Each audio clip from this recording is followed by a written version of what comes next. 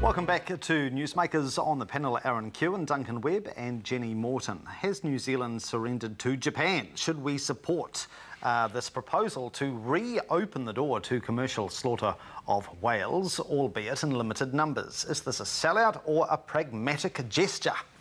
Who wants to lead the charge? I'll go first. I like whales. Mr. Keown, yes? Yeah, it is a sellout. It's the old policy of no, we don't eat whales, and if it's not good enough for you, it's not good enough for us. Or if it's not good enough for us, it's not good enough for you.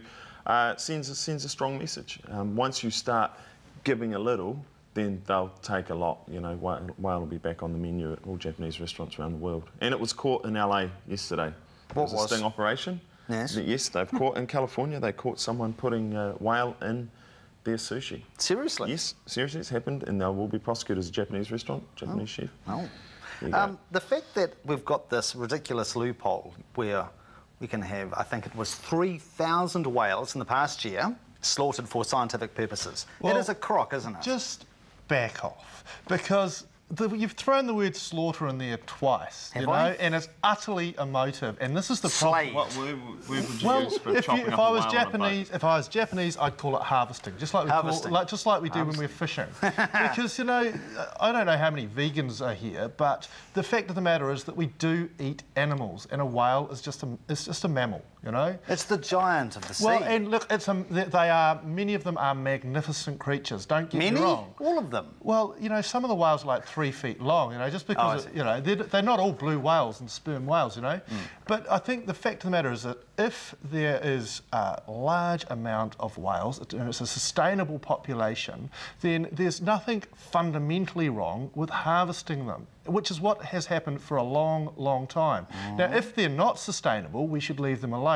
And what not many people actually realise is that the Whaling Commission's brief is to manage the harvesting of whales. Now, it's been captured largely by Jeff Palmer and to be an anti-whaling commission, but it's not. It's actually a whaling commission. Although if the Japanese and the Norwegians and the Icelanders, if they hadn't paid off these tin pot little islands who sit on the whaling commission, we wouldn't have a problem, would we? Well, that may well be the case, that there's some politicking going on, but that's not unusual. And I just still can't see what's fundamentally wrong with asking the question: are there enough whales for us to fish?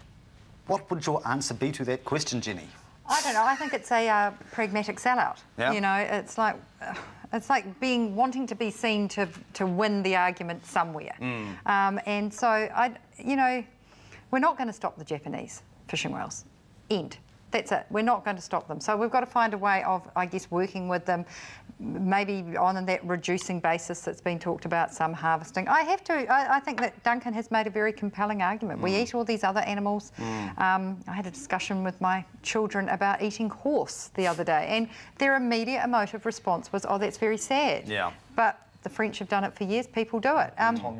Tongans. Well, we saw a horse being slaughtered in Samoa, which is what stemmed the discussion.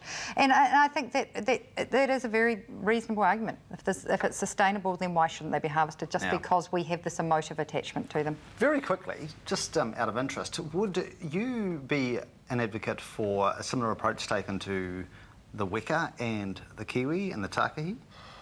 Well, what's different between a kiwi and a mallard duck?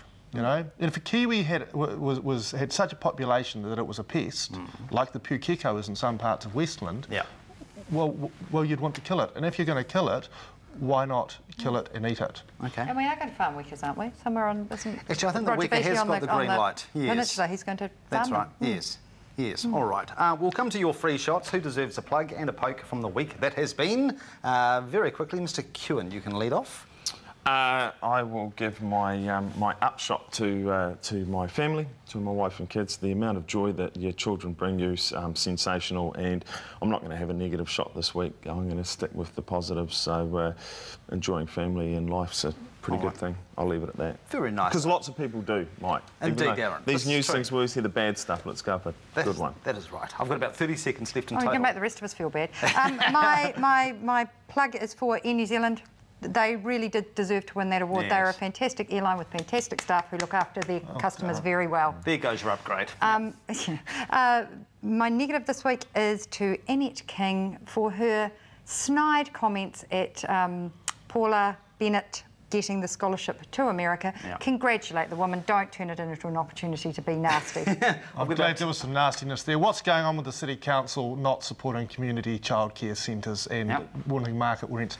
How many other places, bowling clubs, bridge clubs, rugby clubs, are getting soft rents? All right. Get it right, Bob Parker. Very good. Thank you, Duncan. To the Newsmakers poll, last week's question, do you support the proposed change to our giveaway turning rules? Look at this. I thought we were change-averse. We're not. 89% of you said yes. There's the poll. 11% no, the prize winner, D. Fitzgerald. The comment, this was a dissenting comment from a viewer. Instead of changing back to what we had before, it would be better to advertise it better with more role plays on TVs as to what drivers should do. Insist that drivers from right-hand drive countries prove that they understand our giveaway rules before we let them on the road. As for other countries not making right-turning traffic giveaway, well, why shouldn't New Zealand be the trendsetter? Well, thank you, Linda, the dissenting voice of Christchurch.